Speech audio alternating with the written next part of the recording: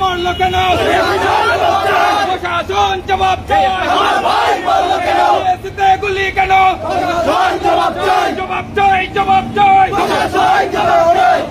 সারা দেশে কোটা বিরোধী আন্দোলনকারী শিক্ষার্থীদের ওপর বর্বরোচিত হামলার প্রতিবাদে বিক্ষোভ মিছিল করেছে। বুধবার জেলা ছাত্রদলের সাধারণ সম্পাদক আকিদুর রহমান সুহানের নির্দেশনায় কলেজ ছাত্রদলের আহ্বায়ক জনি আহমেদ ও পৌর ছাত্রদলের সদস্য সচিব সুলতান আহমেদ টিপুর নেতৃত্বে মৌলভীবাজার সরকার কলেজ ও পৌর ছাত্রদলের বিক্ষোভ মিছিল অনুষ্ঠিত হয়। মিছিলে উপস্থিত ছিলেন জেলা ছাত্রদলের যুগ্ম সাধারণ সম্পাদক সোহাগ আহমেদ, মুহিবুর রহমান সজীব, সহ সাংগঠনিক জুনায়েদ আলম, জাফরান খান, পৌর ছাত্রদলের আহ্বায়ক সৈয়দ তপু আলী, তায়েফ আহমেদ, হুমায়ুন আহমেদ, জীবন আহমেদ সহ বিভিন্ন পর্যায়ের নেতৃবৃন্দ।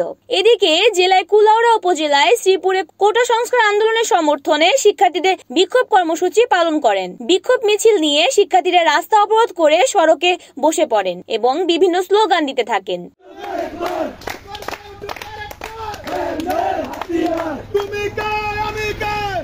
রিপোর্ট করেছেন মৌলভীবাজার প্রতিনিধি তিমির বণিক, NAN TV।